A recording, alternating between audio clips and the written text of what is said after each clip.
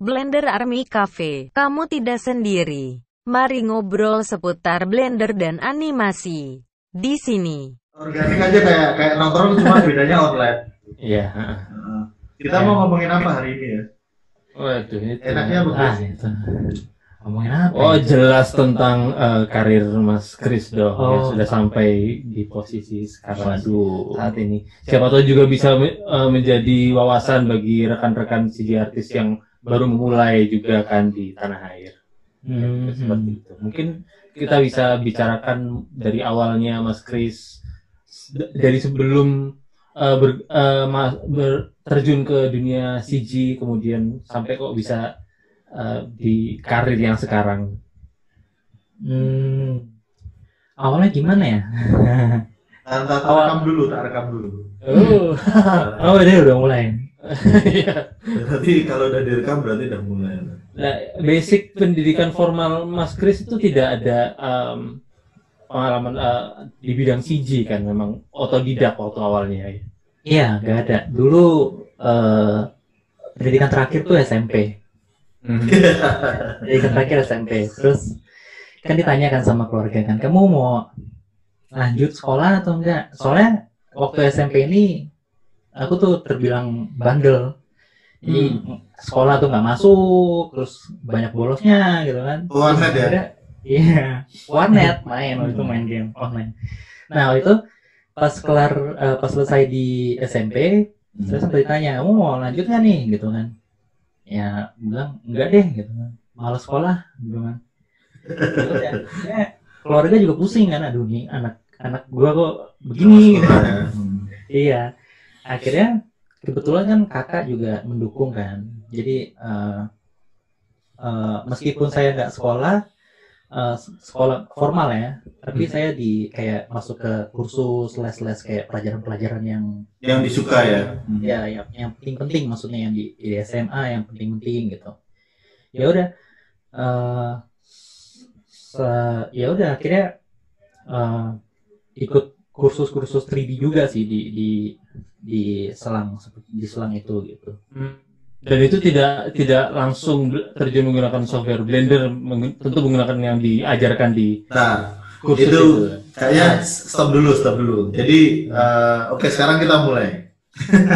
karena ini kita mau rekam dan pasti ada banyak orang nggak tahu Krispian, karena mungkin yang baru-baru. Jadi dari awalnya Kris perkenalan dulu. Kamu siapa, dari mana, terus sekarang di mana, karirnya apa dan lain-lain. Kira-kira gitu. Baru kita mulai ke pertanyaan yang ngalir lah. Oke, silakan Kris. Oke, halo. Saya Krispian, saya dari Jakarta, Indonesia. Dan sekarang saya kerja di Lemon Sky Studio sebagai 3D modeler. Oke. Iya. Sudah berapa lama berkarir di dunia CG atau animasi atau game? Dunia CG mungkin kalau di total udah 12 tahunan ya, 12 tahunan lah. Oh iya. Iya, 12 tahunan. 2008 ya? 2007. Iya, 2007. Itu awalnya tuh 2007 tuh waktu di Main Studios. Ya, yang studio pertama ya langsung. Nah di situ lucunya itu kan yang punya kan Main Studio kan yang punya kan teman kakak ya. Jadi selama saya kerja di sana tahun 2007 tuh bener-bener yang namanya itu kayak sekolah aku gitu, belajar 3D di situ, belajar software Blender di situ. Karena waktu itu mereka produksi serial namanya Hebring ya. Produksi Hebring itu mereka pakainya Max, 3D Max. Gitu. Jadi waktu itu saya satu-satunya yang belajar Blender dari tutorial, dari YouTube, dari online, pokoknya sendiri gitu kan. Jadi jam kantor itu dipakai untuk saya belajar gitu. Nah kerja official di Main Studio waktu itu 2009. Iya. 2009. Oke, awalnya memang bercita-cita di situ karena aku pernah dengar, kayaknya pernah ketemu kakakmu ya yang fotografer kalau nggak salah ya. Iya, dulu fotografer. Ya. itu kayaknya apa namanya, dia ngajak kamu karena si Andi butuh animator atau siapa aja orang kreatif, terus dia ajak kamu gitu ya?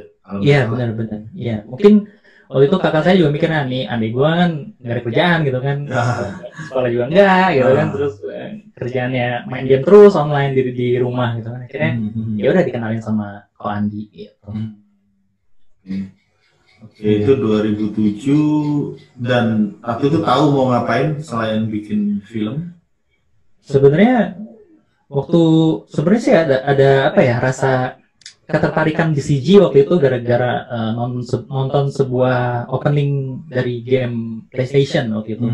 Jadi ya dari sebelum saya masuk ke main studio juga, saya di rumah juga udah apa ya, kayak otak-atik 3D Max gitu kan, belajar dari buku, open buku segala macam, terus kerjain kayak project-project kecil gitu.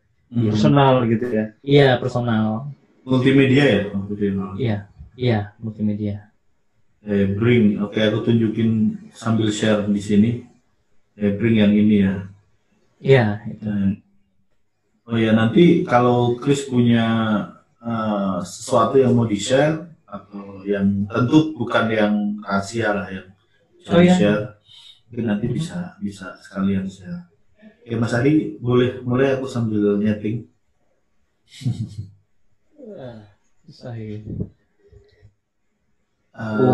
Share screen nggak apa-apa ya? Boleh share screen-nya Mas Chris. Sebentar, tak setting dulu karena harus di setting. Coba bisa di situ bisa langsung share screen nggak? Chris di situ nggak bisa, ikannya disable. Share screen, multiple participant. Oke, coba sekarang. Coba ya. Nah, udah. Nah, oke. Ini kayak slideshow doang sih, kerjaan-kerjaan pribadi gitu. Daripada ngeliatin muka aku terus kan jadi. Ini yang baru ya, yang baru-baru aja atau sudah lama? Enggak sih, ini yang lumayan udah lama lah. Sekitar 5 tahun yang lalu, 4 tahun gitu. Iya. Lagi seneng-senengnya sculpting ya? Iya, lagi seneng sculpting karena bawaan dari tuntutan kerjaan di kantor juga sih sebenarnya. Oh ya, di kantor sendiri Chris sebagai senior modeler atau masih junior atau gimana? Karena aku modeler. Oh, modeler. Iya. Intermediate atau senior atau junior. Oh ya? Iya.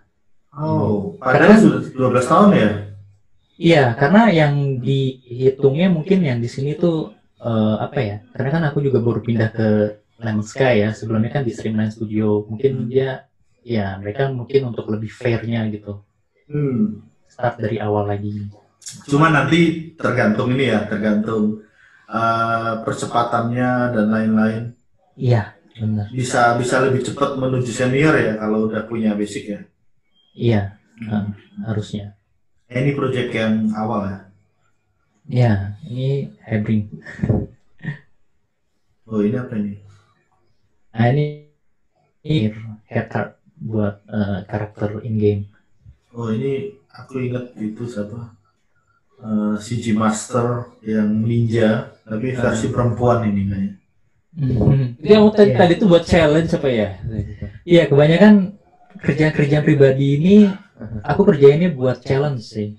Iya, karena apa ya? Aku merasa kalau misalkan kerjain kerjaan pribadi sendiri gitu ya, terus kayak nggak ada apa ya, kayak nggak ada goal ya? Ya nggak ada goalnya gitu, nggak ada pushnya gitu, nggak ada deadline gitu kan. Jadi kerjaan pribadi kebanyakan nganggur sampai berbulan-bulan nggak kelar gitu ya, itu akhirnya. Kalau ikut challenge kan jadi ada patokan, oh harus selesai nih. Nah, ini aku ingat ini yang menang ya waktu itu ya, 2014 ya. Oh, ya. Ini challenge Blender Army kalau nggak salah. Ya. Pakai Blender. IAG. Ini IAG. Oh, IAG ya, sorry. Iya. IAG yang Blender Army kamu bikin apa ya waktu itu? Blender Army waktu itu kalau nggak salah bikin namanya Elite deh. Ada. Oh iya, dia kayak Robocop gitu ya. Iya. Iya. Nah, yang ini. Nah, ini benar. Sampai waktu itu aku jadi editor waktu itu. Terus, Wah, terima kasih. Konsep sendiri nih ya Mas. Iya, itu yang elit itu mikir sendiri, referensi nyari-nyari, nyampur, colong sana, colong sini, terus digabung. itu kayak sama Chris dengan yang challenge BAI sekarang kan bikin satu scene gitu kan. Jadi kita bikin challenge sebulan untuk teman-teman modeling jadi satu scene gitu. Kayaknya yang tadi itu mirip dengan challenge yang sekarang. Oh, Tapi Chris nggak boleh ikut. nanti ikut nilai aja ya, ikut nilai ya. oh boleh, boleh. Nah, kalau yang tadi tuh pengerjaannya berapa lama Mas yang untuk yang challenge yang scene tadi? Yang elit ya? Ya. Itu berapa lama ya? Kok nggak salah Nyampe sebulan. 2 minggu, 2 bulan ya, sebulanan ya? Wah. Ya, sebulanan. Dari awal sampai, iya. Aku lihat dari tadi nggak ada yang low poly ya. Ada, beberapa ada. Cuma mungkin karena udah di render, beauty render, jadi nggak terlalu kelihatan low poly. Nah, oke, aku punya pertanyaan. Dulu waktu Chris belajar dari Blender 249, aku ingat sekali waktu itu masih oke, ini stop di sini ya. Apa namanya? Semuanya masih dicoba tuh dari modeling sampai rigging sampai animasi bahkan. Aku ingat banget dan itu kayak semacam nggak ada apa ya yang namanya baru belajar CG ya, semuanya kayaknya mau advance gitu kan. Nah, dan pada akhirnya memilih modeling itu pertimbangannya apa, Chris? Pertimbangannya apa ya? Mungkin nggak ada pertimbangan sih. jadi gini, dulu waktu kerja di main studio kan, karena kan aku kan satu-satunya yang pegang Blender kan di situ kan. Oh ya, sama Om Pavan ya. Iya, Pavan waktu itu megang Max dia. Nah, akhirnya dia pindah ke Blender juga. Jadi aku mau nggak mau ya harus belajar semua dari animasi, rigging, visual effect, terus rendering segala macam, kamera, render farm segala macam gitu aku belajar. Nah, karena waktu itu kan kerjaannya kan udah lumayan ada orang ya, maksudnya ada pekerja lah, ada employee gitu kan. Ya. Jadi aku lebih fokus ke modeling dan rigging gitu. Kalau untuk yang bagian-bagian render dan segala macam, aku udah set dari awal gitu.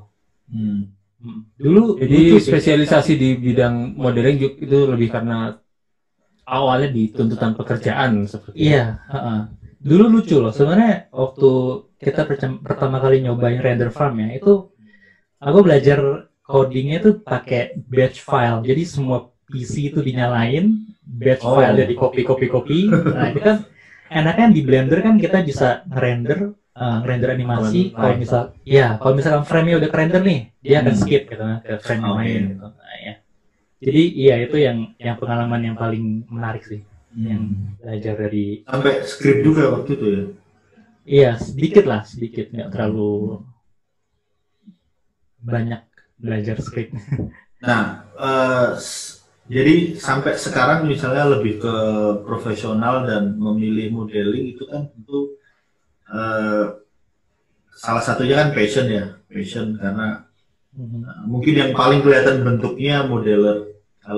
Kalau animasi kan atau rigging bahkan nggak kelihatan bentuknya kan. Picture itu kan metafisik lah kalau di visual lah gitu.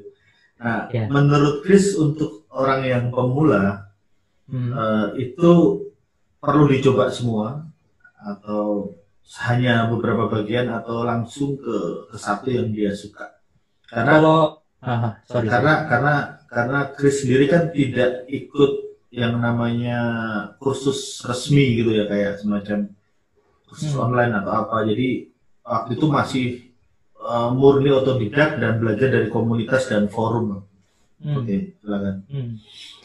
Kalau saran aku ya pelajari semuanya sih, karena itu penting.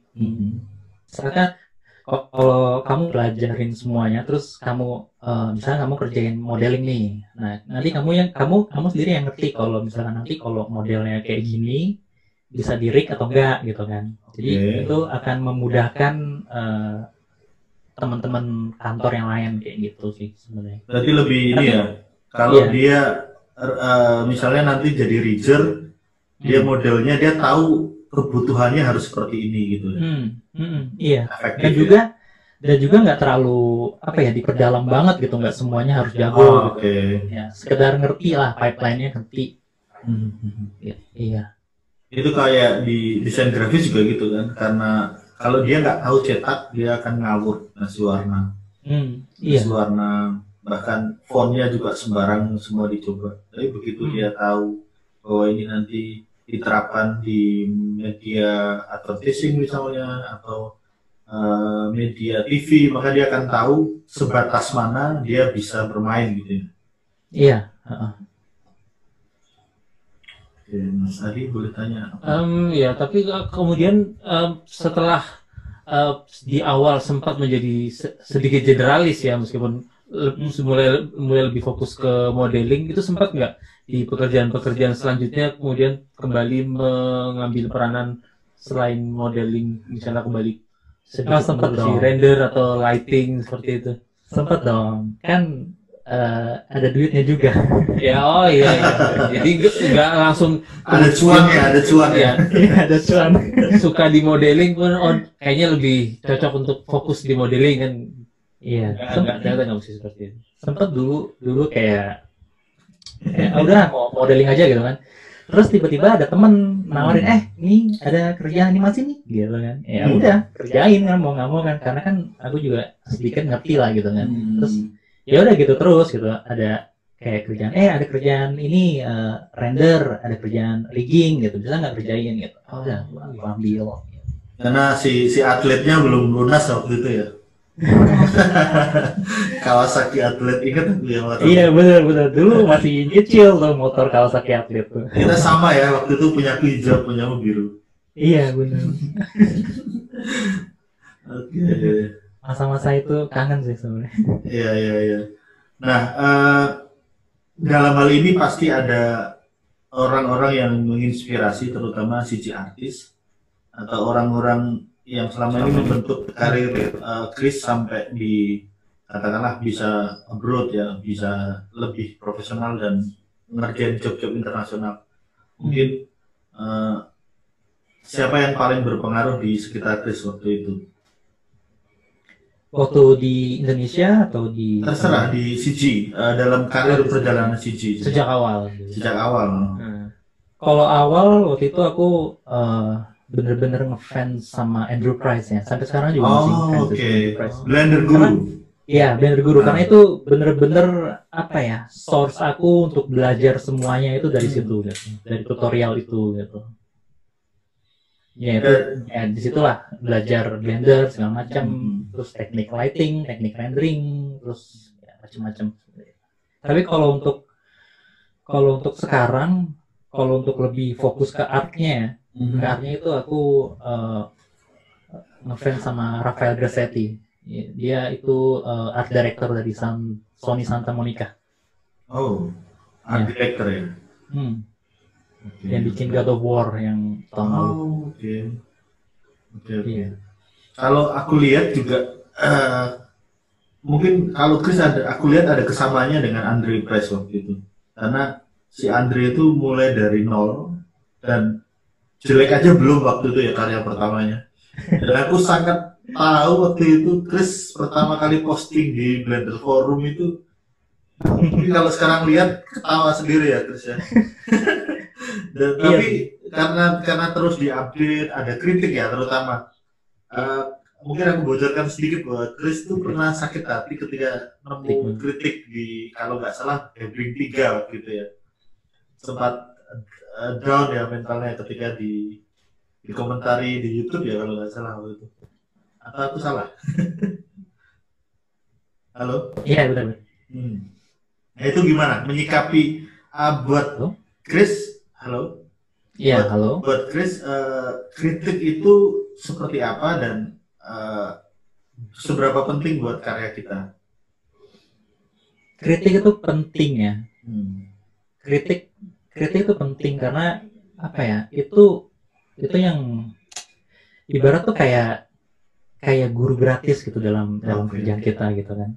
Kita ngerjain sesuatu terus ada seseorang yang kritik kerjaan kita, itu berarti kan tandanya kan mereka tuh apa ya, care gitu kan. Perhatikan sama art yang kita buat gitu kan. Nah itu penting banget karena apa ya, kalau gak dikritik ya gitu-gitu aja gitu kan, nggak naik step ke selanjutnya gitu.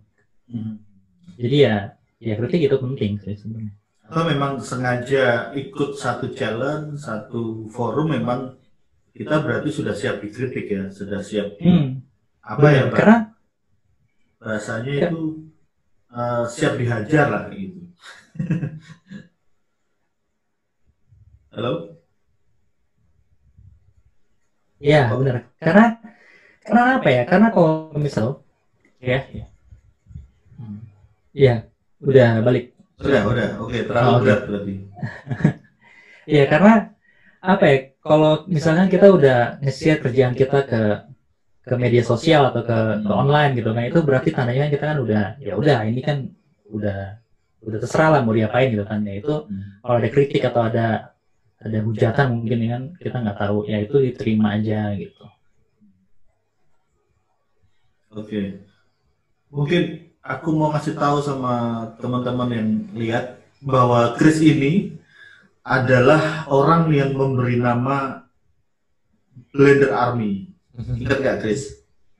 Iya sih, itu ingat sih. Ya, jadi teman-teman yang belum tahu, waktu kami membuat forum Blender Indonesia.org, kita pengen tuh waktu itu seperti Kaskus ya, ada sebutannya Gan, Cendol dan lain-lain.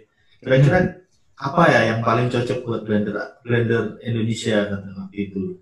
Terus akhirnya salah satu usul yang akhirnya kita terima adalah usulnya Chris tentang bagaimana dengan Army. Dan waktu itu aku siapa yang ngomongin ngusulin, aku pakai Kapten ya waktu itu ya. Dan selama beberapa tahun panggilannya Kapten Blender gitu. Ingat nggak Chris? Nanti ada pangkatnya Jenderal, ada apa waktu itu ya. Lupa. Iya ingat.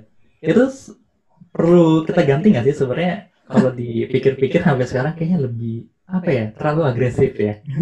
Enggak sih, cocok sih.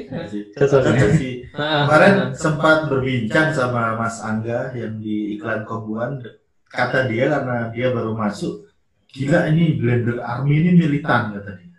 Oh iya, aku udah denger tuh. Oh udah dengar. Jadi artinya militan dalam tentu positif ya, karena militansi kan nggak asal ngawur ya, cuman kita memang benar-benar kita jaga adminnya juga agak repot kalau ada yang mulai ngaco di forum, terus ya kita tegas aja sih. Dan dari dulu memang software Blender terutama itu di industri belum bisa banyak diterima ya gitu ya. Jadi kita butuh orang-orang militan dalam tanda kutip untuk berani mencoba dan share ke teman-teman apa yang kita rasakan setelah mencoba ini. Dan rupanya waktu itu jadi semacam secara otomatis jadi seperti militan lah aku bilang. Jadi tapi yang saya lihat teman-teman seperti Mas Chris ini kemudian bisa punya cukup rasa percaya diri untuk kemudian mengembangkan karir ke studio lain itu saya penasaran prosesnya seperti apa. Kan sebelumnya di studio pertama di Indonesia kemudian memutuskan untuk berkarir di luar itu seperti apa formulaannya? Sebenarnya aku ini ya kehitung beruntung juga sih waktu itu, karena waktu itu waktu di Indonesia aku kerja sempat freelance tahun sama itu kerja di bawah Daniel Simon. Oke, Daniel ya. Iya, habis itu aku kerja bantuin di projectnya Legrand ya. Oke. Tapi freelance ya? Iya, bukan freelance sih, kerja di rumah sih. Iya. Nah setelah itu aku dapat tawaran nih dari studio animasi di LinkedIn, dari LinkedIn. Oke. Nah waktu itu tawarannya dari Streamline Studio. Nah ya udah, aku tanpa pikir panjang aku langsung ngobrol sama orang tua, ini gimana nih, ada ini kan. Oh ya boleh lah gitu kan. Ya udah akhirnya aku berangkat ke sana. Aku udah pede tuh kan, karena kan bisa keluar nih gitu kan, nggak ada ijazah SMP, nggak ada ijazah apa gitu kan, bisa keluar nih gitu. Sempat Terus minder nggak? akhirnya nah ini karena waktu itu aku sana udah pede kan, udah gila, berarti skill gue udah oke nih ya. Pas sampai sana bener-bener nggak tahu apa-apa. Kenapa? Sampai sana bener-bener karena apa ya? Mungkin karena itu kan studio profesional yang pertama kali aku datengin kan, ya aku kerja di sana gitu. Dia tuh pipeline workflow-nya itu bener-bener beda dari animasi gitu kan. Iya, jadi ya udah bener-bener di sana yang belajar lagi gitu. Seperti dari nol lagi kurang lebih. Iya, dari nol lagi. Studio game ya, Streamline ya. Iya, Streamline studio game. Dan bagusnya kamu adalah player, iya kan? Artinya kamu sedikit banyak tahu. Apalagi di eramu kan sudah mulai MMORPG ya waktu itu ya. Game. Iya. Nah, iya. Tapi dan ini yang kurang banyak diekspos di forum itu peranan LinkedIn. Jadi Mas Kris sudah lama menggunakan portfolio ditampilkan di situ begitu, itu seperti apa?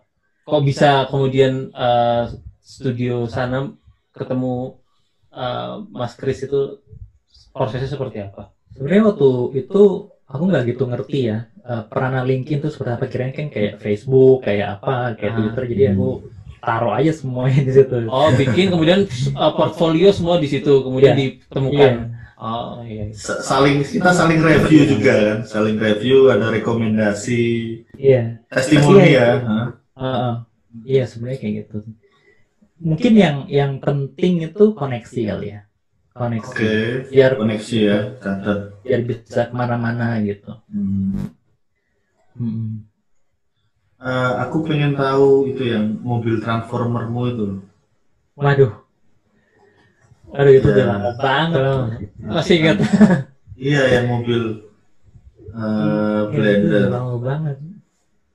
Kalian masih ada nggak nih Mas? Ini aku cari juga. Oh ini malah di-share sama waktu itu sih sama Ozan. Ini kayaknya waktu kita ngajar di Confess ya kalau nggak salah. Kayaknya si Chris kan pernah ngisi ya waktu itu ya. Aku aja. Iya, pernah. Nah ini 249 masih ada animation layer ya kalau nggak salah.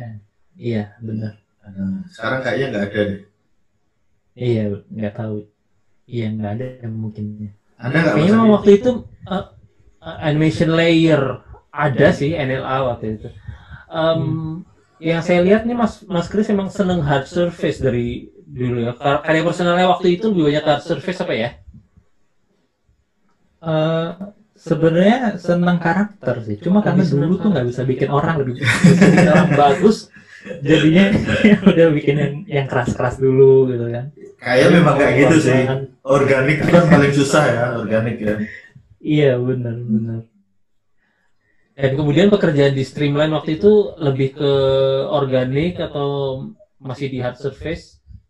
Waktu itu kerjaan di Streamline lebih hard surface, lebih ke props. Ya, props. Melihat portfolio juga begitu. Oh ini fenomenal, ini susah ini. Enggak lah itu. Dulu banget di cheatingnya itu. Iya. Ya itu dia yang cheatingnya itu kan butuh kecerdasan khusus tuh. Karena terbatas, tapi waktu itu memang enteng banget sih, Blender masih 15 mega kalau nggak salah. Salernya ya. Kan beberapa kali pernah ngisi acara ya Chris dari 2009 ya. Iya, terima kasih Mas Iza udah ngajak. Saya terima kasih karena saling bantu kan waktu itu. Sempat ke 5 kota dengan Creative Motion waktu itu. Iya dengan Intel ya. Intel ya. Di mana itu, Makassar, Kayaknya Chris di Makassar deh sama Surabaya deh. Kalau aku di Medan, Balikpapan, sama Jogja. Oke. Aku pikir dulu Chris itu terus passionnya di technical director, ternyata model. Sempat ke TD juga tuh Mas. Ya urusan rigging dan sebagainya kan juga pengalaman sebenarnya. Iya. Ya itu tuntutan kantor itu. Kok Mau kantor? nggak mau tuntutan main studio lah. Oh, main studio. karena kan nggak ada yang ngerjain itu kan di waktu itu. Generalis di studio. Kalau saya pernah dengar kata-katanya Jack Ma waktu itu, foundernya Alibaba.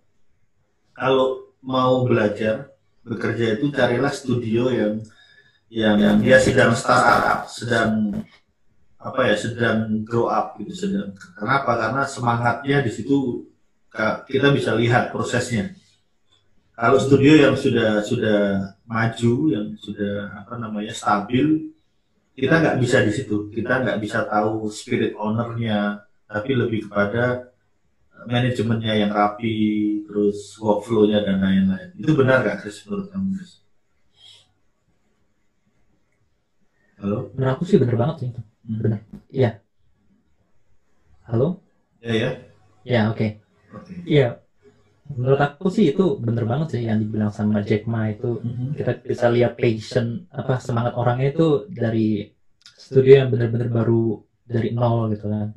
Yang maksudnya yang baru mulai lah gitu kan. Karena mereka punya satu goal dan mereka bersama gitu. Jadi orangnya tuh masih bisa dihitung gitu kan. Dan kita masih boleh salah ya, masih boleh salah-salah. Iya. Nah, itu kalau di studio gede mungkin kita masih punya satu goal tapi kan banyak orang kan, jadi kita nggak bisa bandingin, mungkin ada yang golnya kemana gitu, kita nggak tahu.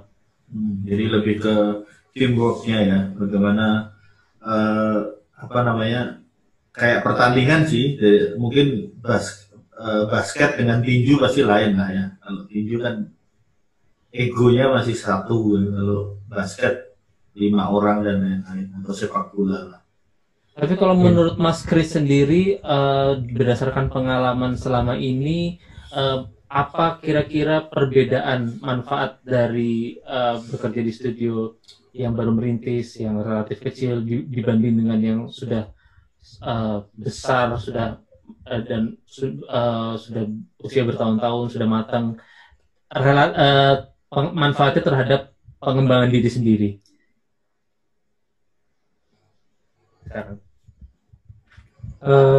Yang aku rasain mungkin lebih ke lebih fokus sih, maksudnya kayak lebih tahu aku mau kemana nih.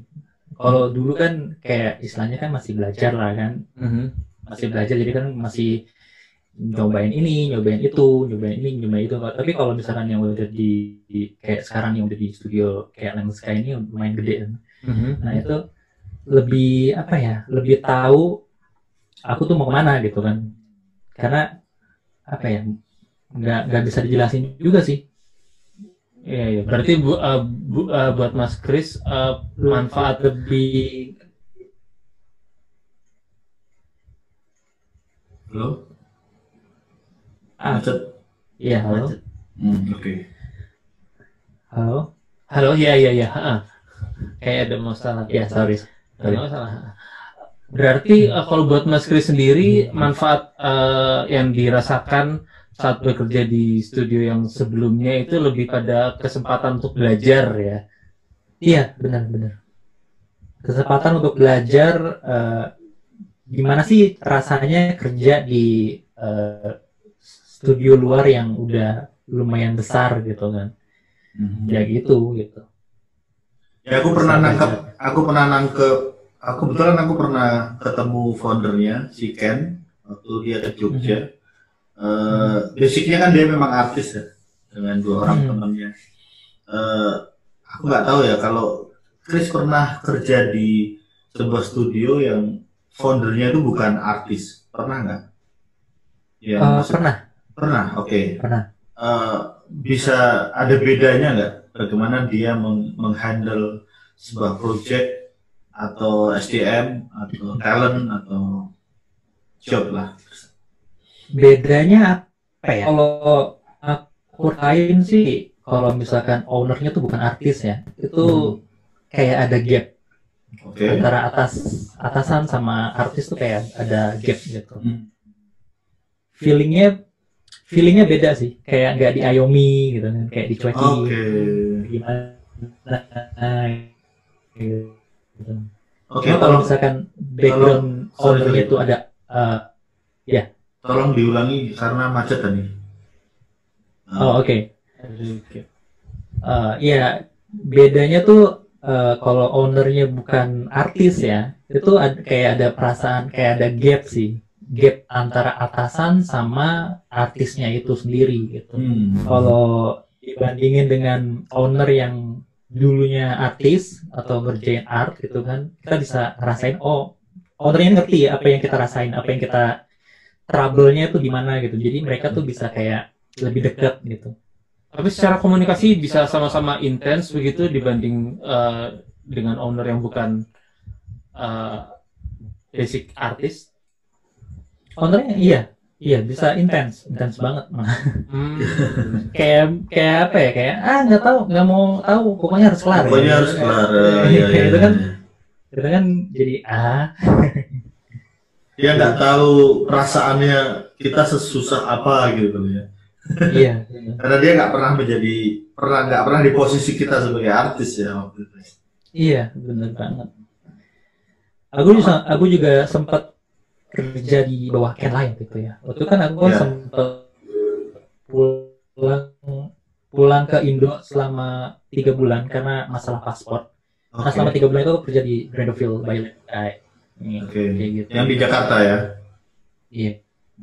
Iya, yang di Jakarta. Apalagi Mas Adi? Ini mumpung ketemu kita harus secara pertanyaan ya. Harus diem. Jangan diem, si Chris sekarang ngomongnya ngirit ya. Tapi langsung isinya berat gitu. Waduh, berat. Ya. Oh ya, soal salary. Ini agak nggak harus disebut sih, lebih kepada tentu setiap kota, setiap negara, besar kecilnya project itu kan pasti salarinya beda. Nah, kamu sendiri sebagai artis itu pernah nyebut salary atau tanya di belakang dengan teman-teman yang sudah di sana, atau ditawarkan segitu dan kamu compare dengan skillku, benefitku segini dan akhirnya kamu setujui itu? Bagaimana ketika misalnya teman-teman ini ada yang sudah siap nih, dia mau go internasional atau dia mau kerja yang lebih profesional, itu apakah saya bawa angka, aku tawarkan, atau kita survei sendiri dengan misalnya UMR-nya di sana berapa, atau studio itu besarnya seberapa, atau kita manut itu apa ya istilahnya, kita nurut aja apa yang mereka share gitu. Kalau menurut aku sih apa ya, baik lagi ke diri kita sendiri sih, kayak misalnya kita punya pengalaman apa gitu kan, apa yang mau kita kasih di meja gitu loh. Dan dari situ baru kita tanya, kayak misalkan kita lihat tawarnya berapa ya, kalau misalkan itu kita hitung-hitung lagi apakah benefitnya masuk atau enggak, ya itu terserah dari kita masing-masing. Tapi kalau selama ini aku jujur nggak pernah buka angka di depan, tapi aku lebih ke ini yang aku bisa lakukan gitu, ini skill set aku gitu loh.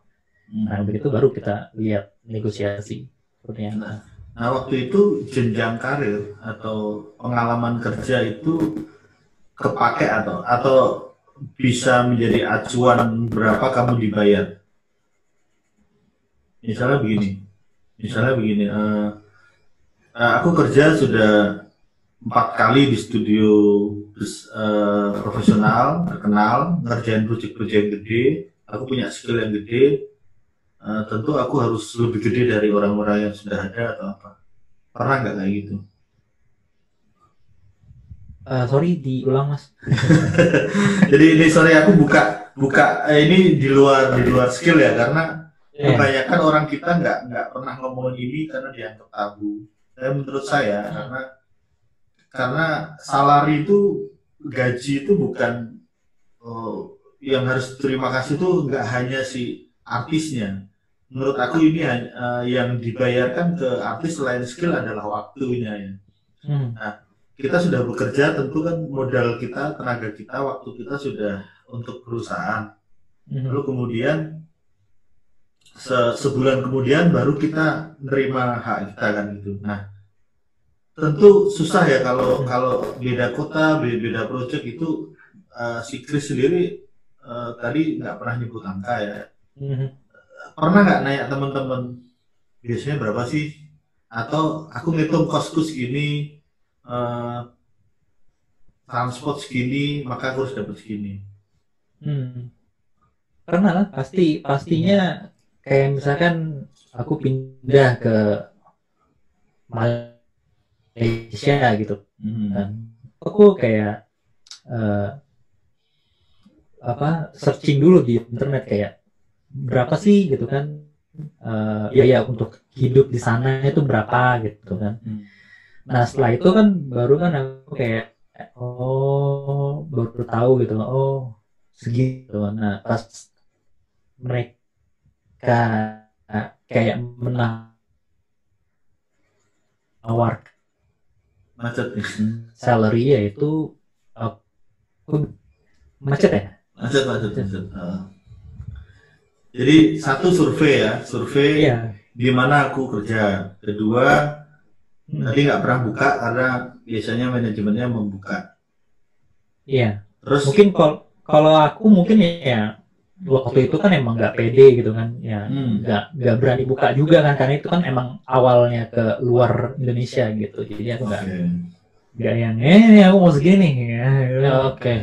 Tapi untuk selanjutnya di studio selanjutnya sudah mulai bisa mengira-ngira rate kita bisa berapa kayak seperti itu. Iya benar, karena kalau menurut aku pribadi ya, aku kan selama ini kan udah kerja macam-macam gitu kan, udah maksudnya pengalamannya juga udah lumayan lah gitu kan.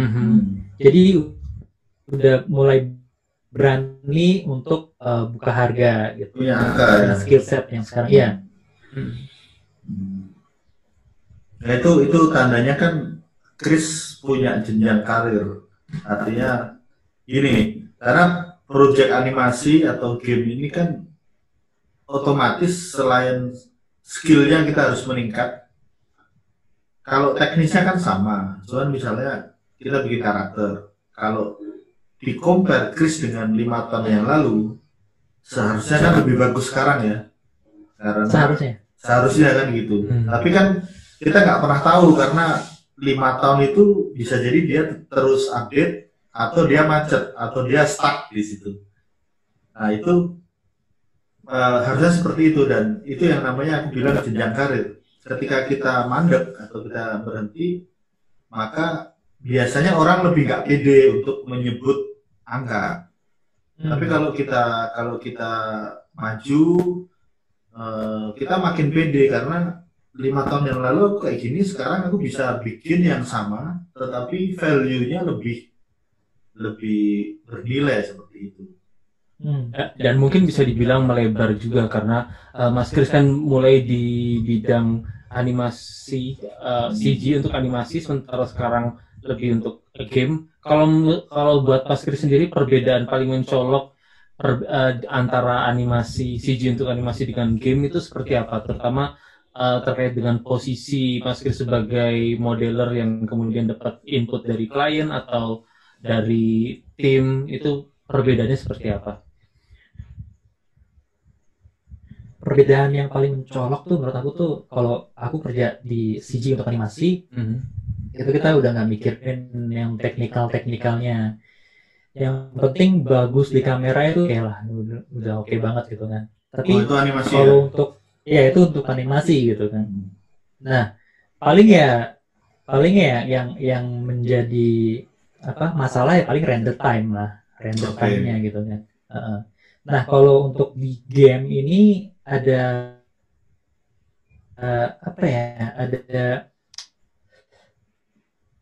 ada interest sendiri sih. Jadi kayak misalkan aku bikin dari high poly-nya, terus low poly, modeling, retopo segala macam, texturing, ada workflow-nya tuh beda sih. Workflow-nya beda.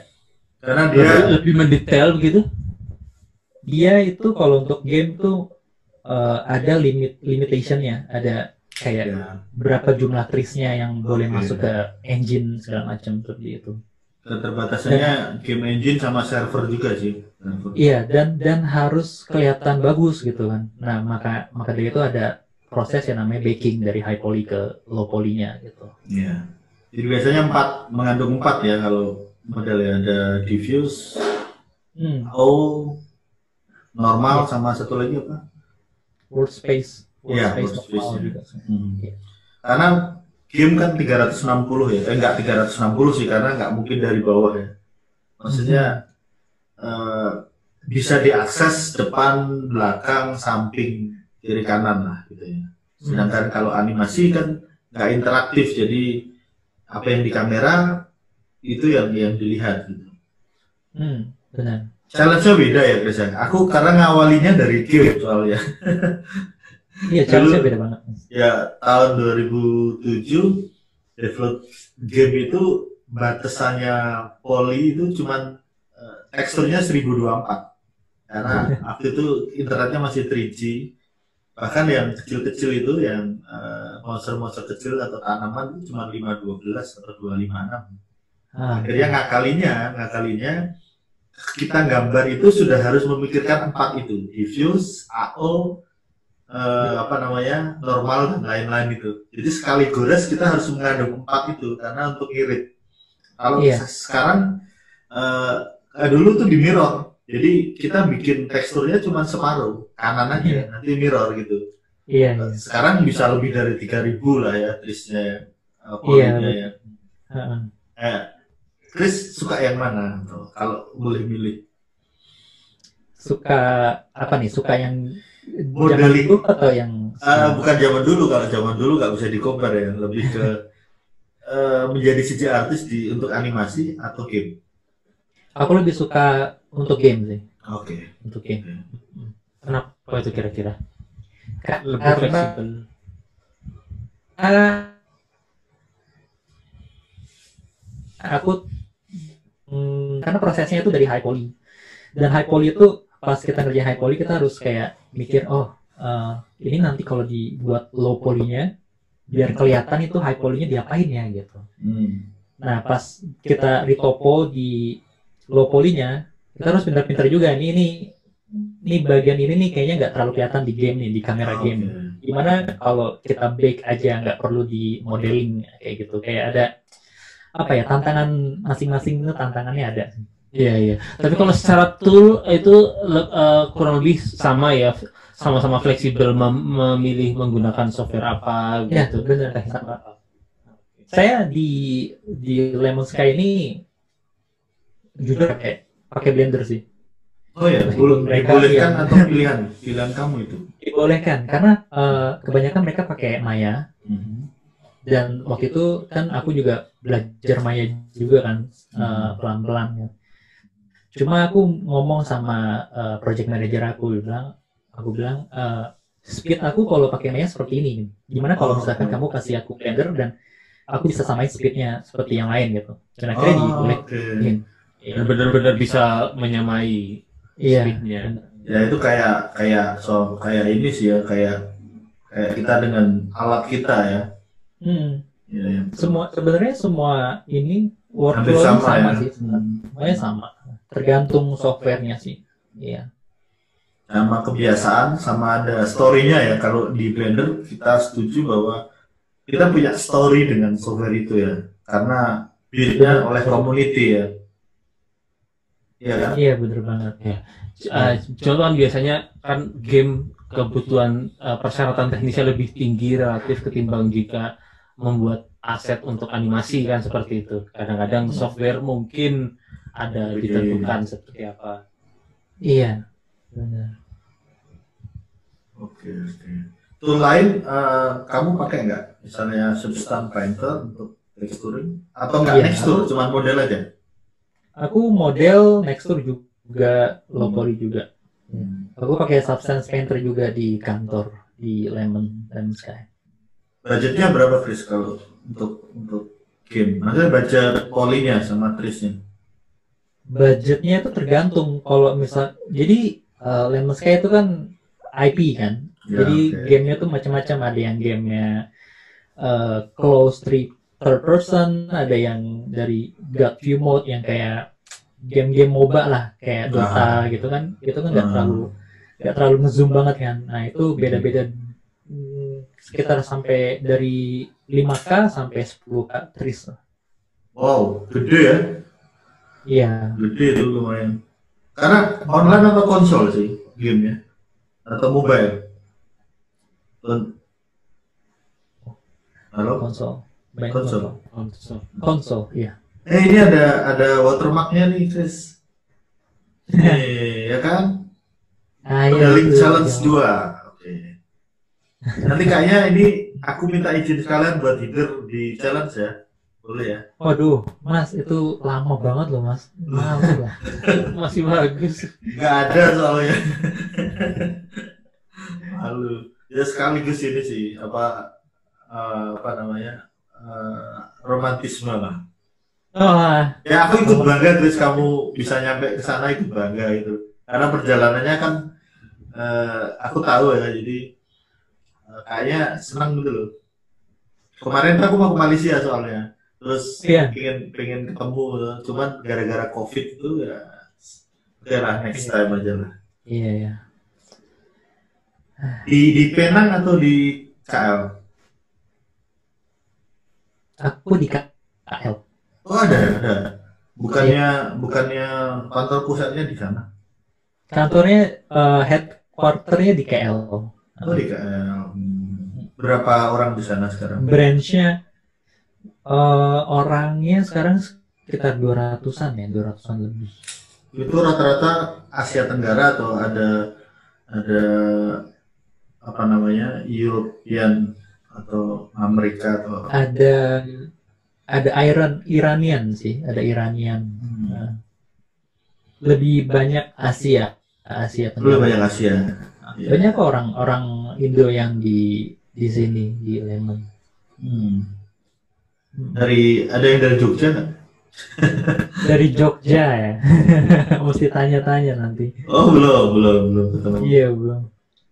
Banyak banget Mas. Soalnya divisinya banyak, ada divisi game, ada divisi animasi, ada divisi macam-macam. Jadi orangnya tuh mungkin duduk sebelahan tapi jadi nggak kenal gitu kan, karena kan apa ya, banyak banget kan divisinya dipisah-pisah. Oke. Jadi memang karena sibuk juga, ketemunya paling pas makan atau pas ngerokok gitu. Kamu masih ngerokok nggak sih? Udah enggak ya? Masih loh. Oh, masih. Okay. Boleh. Gak ada sponsor di sini. Iya.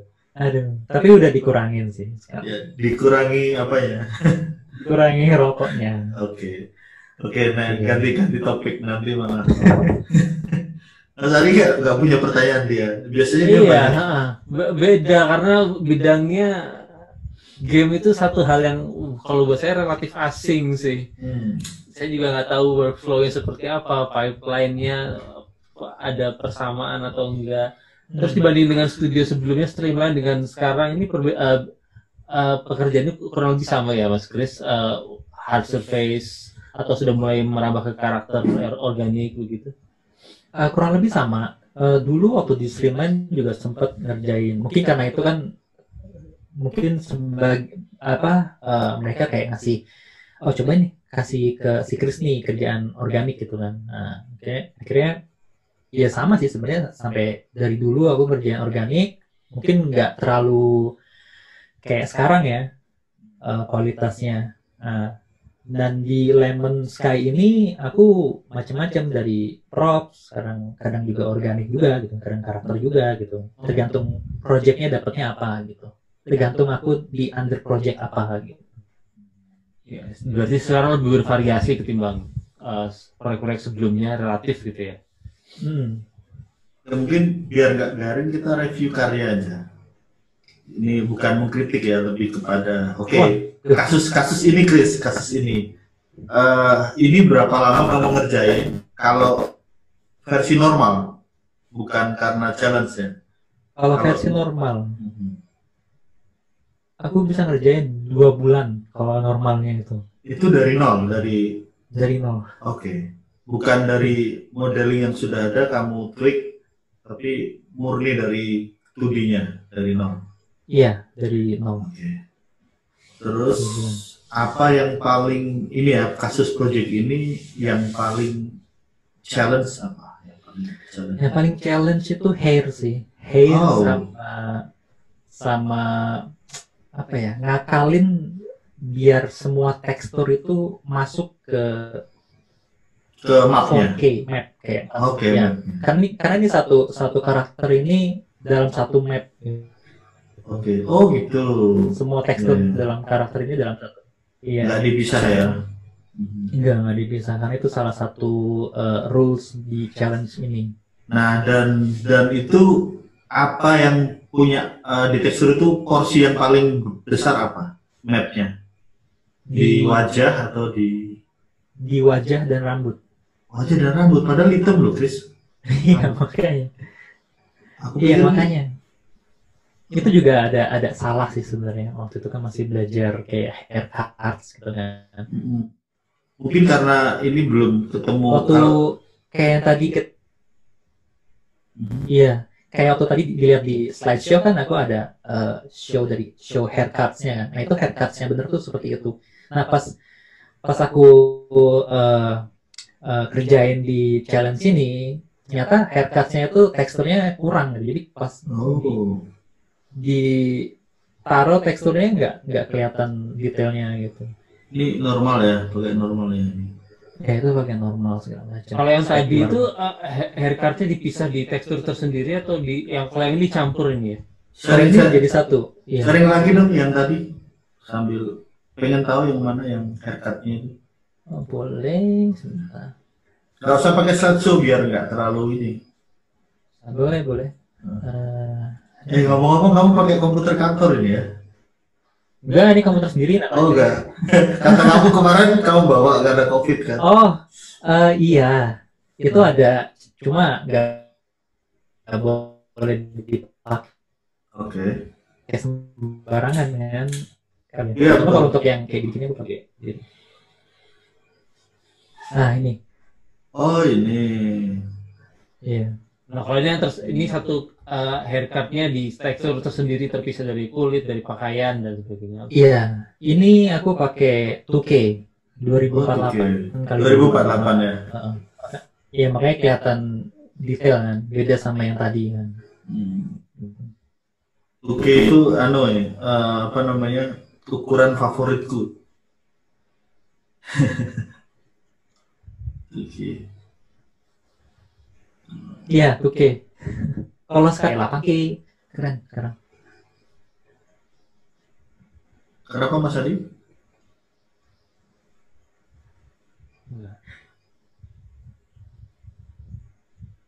Namanya siapa Chris dia, Chris?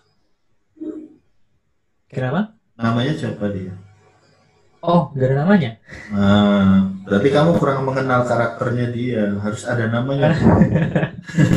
Berarti dia belum hidup. Iya benar. Kalau komputerku namanya Sri. Ya kan namanya juga Anima tuh. Anima harus dikasih nama dong. Oke. Terus itu budgetnya berapa poly? Itu high poly ya? Ini low poly. Ini low poly ya. Oke. Iya, low poly. Budgetnya dulu berapa ya? Aku lupa sih. Sekitar 10.000 K tris. Iya. Tapi nggak menang ya kamu? Enggak, susah mas. Ya, ya, ya, ya.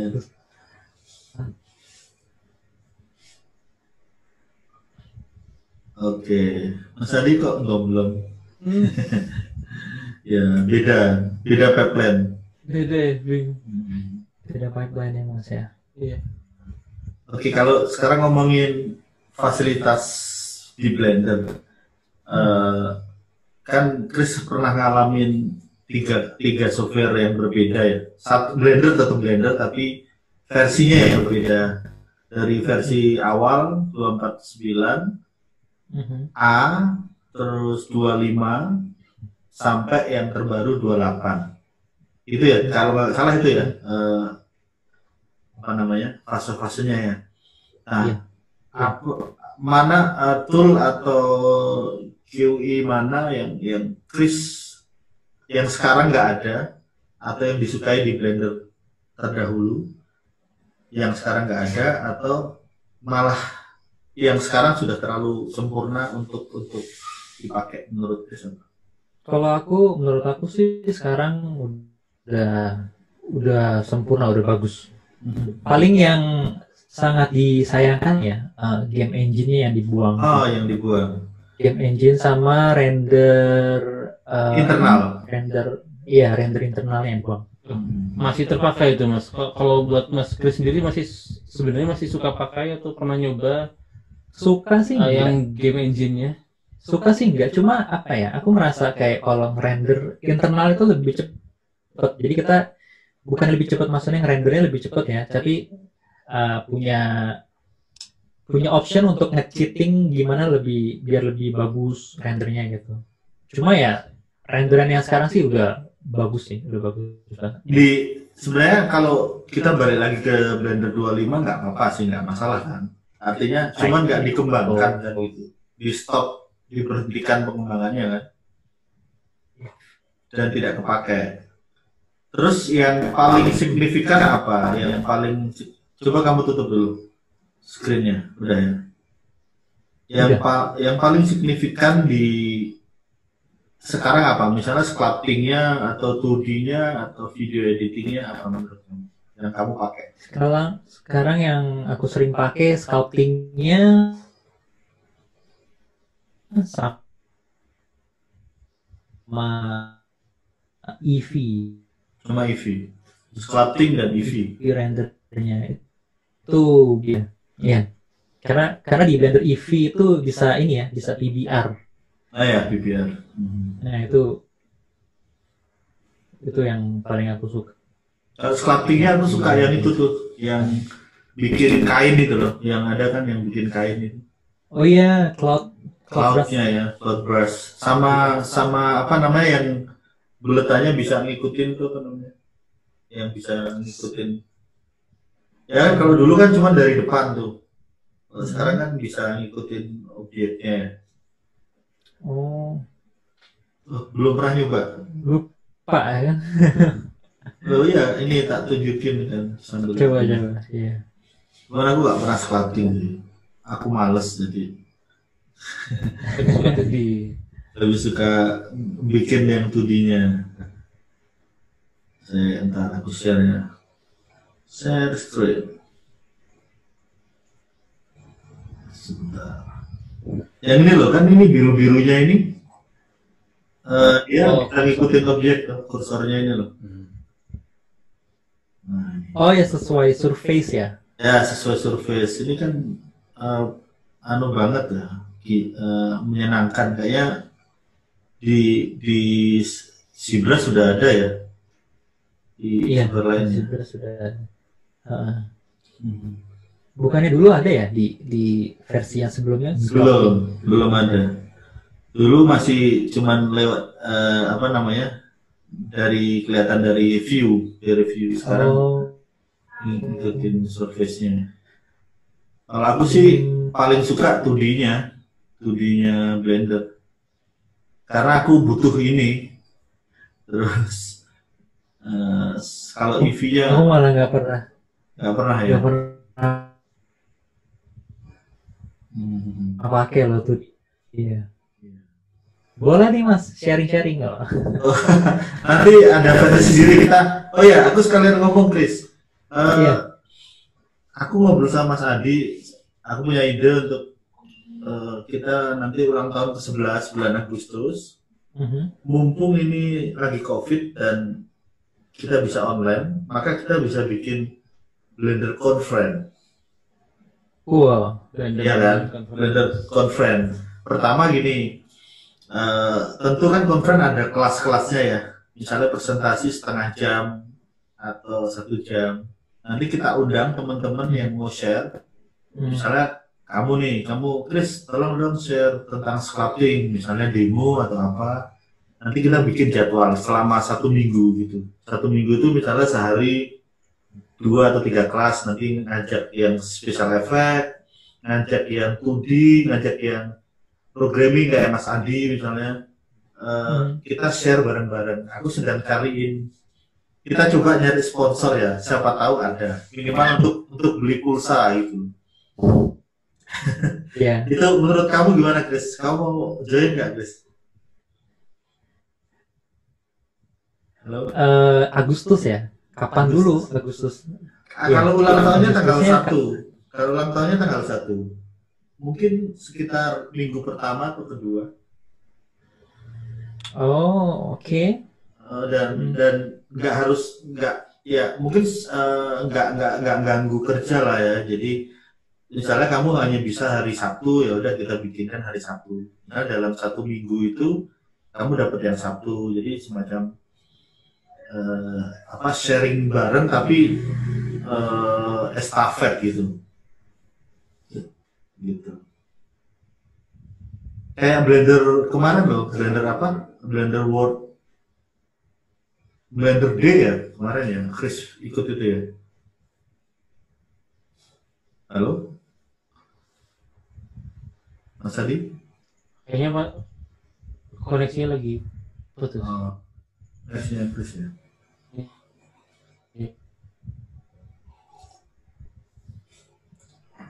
Mas Adi punya ide apa untuk conference selain itu? Apa ya? Mungkin perlihatkan workflow masing-masing sih, kayak misalnya kan banyak karya-karya yang sangat populer di Blender Army, di forum gitu kan, yang lainnya banyak, orang pada penasaran proses pengerjaannya seperti apa, terutama juga teman-teman yang bisa berkarya dengan komputer dengan yang speknya sebenarnya nggak tinggi-tinggi banget gitu kan. Biasanya orang bayangannya untuk bikin karya CG yang bagus itu harus speknya bagus, tinggi gitu, padahal kan ya nggak selalu seperti itu. Nah, mungkin di Blender Conference ini bisa diperlihatkan karya-karya yang bisa dihasilkan berdasarkan kreativitas tanpa harus mengandalkan komputer yang speknya tinggi. Iya. Kalau kemarin kan aku sempat mau workshop tuh di Jakarta, tapi gagal karena yang susah itu sebenarnya bangun audien untuk ayo kita ikut terlibat, minimal nonton. Makanya Blender Army Cafe ini semoga kalau kita lancar bisa mengengagement teman-teman sih untuk ada rutin nih tiap minggu nih, maka dia punya jadwal untuk lihat atau apa. Dan saya pikir kalau sudah rutin sih ya lebih gampang sih. Ya itu dia. Aku kayak kemarin pengen sharing tentang 2D karena asik banget workflow-nya, dan kayaknya nggak banyak bahkan di Blender artis yang internasional nggak banyak yang sharing tentang itu ya. Walaupun kenyataannya banyak yang kayak kemarin I Lost My Body itu kan masuk ke Oscar juga, itu juga pakai grease pencil yang nama, yang tangan bisa jalan sendiri, kalau bisa dilihat nggak? Iya, film itu kan. Yang film itu nominasinya apa namanya Oscar. Terus kalau Hero jelas, terus ada lagi yang develop film panjang juga di Prancis atau di Spanyol gitu. Nah di Indonesia kan nggak banyak. Nah apalagi yang kombinasi antara 2D sama 3D itu nggak banyak, non fotorealistic rendering. Ini mana Chris? Oh dia restart ya. Koneksi nggak stabil nih tulisannya. Aku pikir cuma di Indonesia. Nah iya. Tapi saya juga tulisannya your connection is unstable nih, padahal dari sisi saya sendiri nggak masalah. Iya ya. Server sananya apa ya? Zoom-nya mungkin. Mungkin konspirasi nih. Nggak tahu. Tapi emang relatif berat sih kali ini. Kenapa berat? Ya maksudnya nggak tahu ya, saya kurang familiar. Oke. Mungkin aku merekam versi HD sih. Tapi masuk hubungannya sama server ini. Mana Christian? Barusan. Oh ini nih, ya, admin. Soalnya moderatornya baru bisa aku mas, kita pakai yang versi premium tapi paling hanya bisa satu moderator. Oh sorry putus tadi. Ya, belum bayar internet atau apa? Iya, Koneksinya lagi hujan di sini nggak tahu kenapa. Oh lagi hujan. Salah mongso itu, salah musim. Ya gitu Chris. Iya. Karena gini, kemarin setelah 10 tahun aku belajar untuk ini sayang karena kita udah 41.000 kalau nggak salah. Dan anggota dan aku pikir kenapa kita nggak maju, karena orang hanya sharing teknis, tidak pernah sharing pengalaman. Apalagi sekarang ngeblog udah nggak zaman ya. Kalaupun ngevlog juga kadang-kadang kita ilfil dengan suara kita sendiri atau nggak pede. Bikin tutorial itu susah loh. Kalau berkarya mungkin lebih mudah ya, tapi untuk sharing itu kan kita harus mengerti cara berpikirnya audien ya, atau si orang yang diajak ngomong gitu. Nah, aku pikir akhirnya muncul ide ini Blender Cafe juga karena corona. Terima kasih corona, jadi kita terpaksa harus berubah. Terus aku pikir kenapa enggak sih komunitas ini dijadikan lebih aktif sih. Terus teman-teman juga udah mulai ini udah kekurangan, pasti kan penghasilannya berkurang juga nih karena pandemi. Jadi beruntung kalau masih kerja di satu perusahaan yang masih stabil. Ada yang freelance tapi mungkin juga susah, makanya bagaimana kalau Blender Army itu bisa lebih kompak lagi kayak ArtStation ya. Aku pikir ArtStation waktu awal-awal juga kayak seadanya gitu loh. Tapi sekarang setelah di maintenance dengan baik, dia CG Society aja udah kalah sekarang ya menurut aku ya. Iya kan? Iya, banyak kan rata-rata sekarang orang nyarinya di ArtStation. Iya betul. Kalau dulu CG Society ya sama iya dulu CG Society sama Persia kalau nggak salah ya. Iya Persia.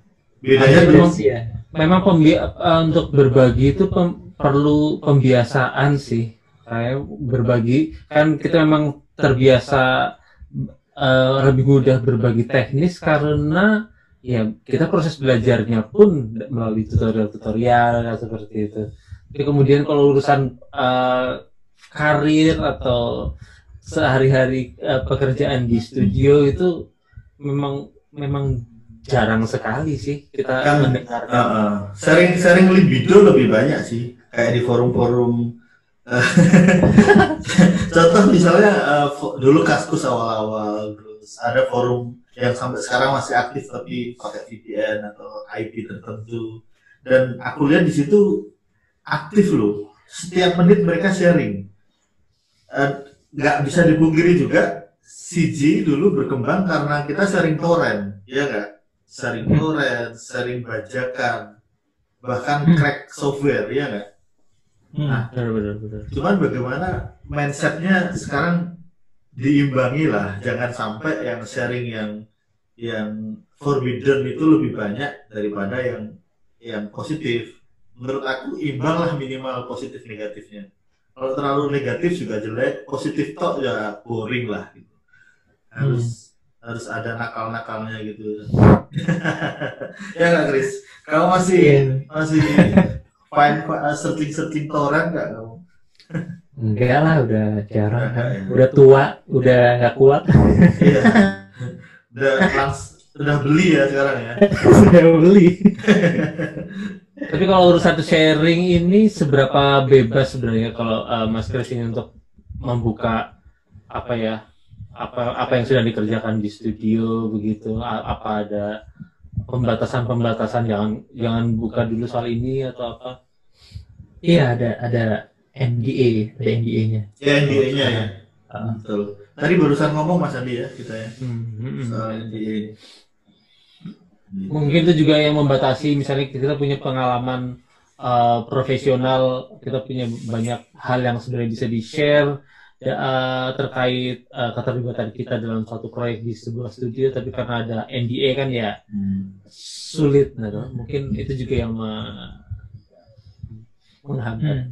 Kayaknya kalau aku juga NDA itu seneng enggak juga sih, makanya aku lebih suka open movie, jadi semuanya bisa di-share gitu. Dan kayaknya contoh begini, open movie-nya Blender walaupun di-share sampai sekarang orang nggak ada yang baca kok. Iya nggak? Baca dalam tanda kutip mengganti atau menjual lagi nggak ada loh. Padahal boleh kan, bahkan software Blender itu boleh dijual lagi. Iya nggak? Tapi sampai sekarang karena dia tidak ditutupi, maka orang nggak penasaran gitu. Kamu pernah lihat nggak open movie-nya Blender dipakai untuk sesuatu yang negatif kecuali di Bali? Ingat nggak waktu itu? Aku pernah sharing DVD-nya Sintel itu dijual di Bali. Oh iya. Iya, dan itu dibajak dengan tidak ada logo Blender Foundation. Waktu itu ada temennya Tom Rosendal lagi liburan di Bali, terus dia lihat di lapak VCD ada gambarnya Sintel. Cuman mungkin isinya lagunya Didi Kempot atau apa gitu. Gitu. Dulu aku maksudnya dulu aku sempat lihat software Blender di re-release ya sama orang ya. Dan itu bahasanya jadi bahasa Chinese, terus UI-nya juga agak beda gitu kan. Tapi aku tahu itu kok Blender itu kan. Ada sih, pasti ada aja orang. Tapi dijual nggak pertanyaannya? Gak tahu ya, dulu aku nggak Nah itu dia. Lihat di Facebook sih waktu itu. Ada nggak yang iseng bikin Blender terus dikasih password terus dibagikan cracknya? Nggak ada. Iya. Kurang kerjaan kalau itu ya. Iya. Wah, ada 1 jam 45 menit. Oke, ada pertanyaan lagi nggak Mas Adi? Kalau saya sepertinya cukup. Cukup Chris. Jadi gini, untuk ending satu pertanyaan atau pernyataan yang Chris mau sampaikan buat teman-teman Blender Army, terutama yang pemula atau yang mau menapak ke dunia lebih profesional. Chris punya apa sharing pesan apa atau bagaimana komunitas itu berpengaruh nggak sih buat Chris atau nggak ada pengaruh sama sekali atau justru di komunitas lah kita berkembang dan lain-lain. Chris, udah silakan. Oke, mungkin bagi orang pemula yang mau coba untuk kerja napakin kerja di tempat profesional ya. Saran aku sih paling ya kamu kayak misalkan mau studio mana nih yang kamu incar, nah kamu bikin portfolio seperti yang studio itu bikin gitu. Jadi kayak kualitasnya tuh udah kualitasnya belum sampai tapi tahu stylenya tuh kesana gitu. Nah mungkin itu bisa jadi bahan pertimbangan untuk meng-hire kamu gitu. Kalau challenge ya maksudnya kalau challenge ikutin aja sih. Iya nggak sih? Nggak, maksudnya dia berharga banget nggak sih untuk worth it sih? Karena gini, kadang-kadang ngapain aku ikut challenge, nggak ada hadiahnya atau nggak pede. Nah itu kalau menurut aku ya, challenge itu bagus buat diri kamu belajar sesuatu gitu. Jadi kalau nggak ada challenge ya kayak yang tadi aku bilang di awal kan, kalau misalnya kamu ngerjain project pribadi, kamu kan nggak ada deadline-nya kan. mau kelar ya syukur, nggak kelar ya ditinggal gitu, bikin project baru gitu kan. Nah bagusnya kalau kamu ikut challenge ini kamu ada deadline, dan deadline itu kamu harus respect sama deadline itu, kamu harus selesain di challenge itu gitu. Karena itu bagian dari profesional nanti ya ketika kita kerja ya. Iya benar banget. Karena kalau udah masuk ke studio udah kerja sebagai profesional, kamu nggak bisa yang namanya udahlah udah kelar nih gitu kan, tinggal pulang gitu kan. Nah itu nggak bisa sih sebenarnya. Ya, dan di challenge itu kayak dulu selesai nggak selesai kumpulkan lah ya, artinya kita bisa mengukur ya di situ ya. Iya benar. Bisa mengukur dan tidak ada sih sebenarnya project yang benar-benar kita puas ya sebagai artis ya, benar nggak? Benar. Jadi next challenge berikutnya aku harus lebih baik, jadi kayak semacam compare. Iya benar banget. Makanya aku setiap kali lihat kerjaan yang lalu-lalu gitu kan, yang aku kerjaan tuh challenge, aku mikir loh kok kerjanya bisa sampai begitu gitu kan, maksudnya bisa lebih bagus gitu. Jadi setiap ada kesempatan, setiap ada challenge pasti kamu ngerjainnya lebih bagus dari challenge sebelumnya gitu. Aku ada satu pertanyaan lagi, mumpung ya. Aku ingat bahwa teman-teman modeler terutama, menurutmu berpengaruh nggak sih ketika kita mengimplementasikan dari 2D ke 3D? Contoh misalnya Hebring itu waktu awal-awal jujur aja aku suka Hebring versi 2D. Karena pada saat itu modeling yang Chris bikin masih appeal-nya itu belum belum sama dengan 2D-nya. Nah, menurut Chris itu kenapa? Kedua, ada basic menggambar nggak advance sih, tapi 2D itu penting nggak sih? Atau nggak terlalu penting karena kita bisa mengobservasi dengan baik misalnya. Kira-kira gimana Chris pengalamanmu? Kalau menurut aku kenapa Hebring dari versi 2D ke 3D agak beda jauh, itu karena art direction-nya waktu itu emang mau seperti itu gitu.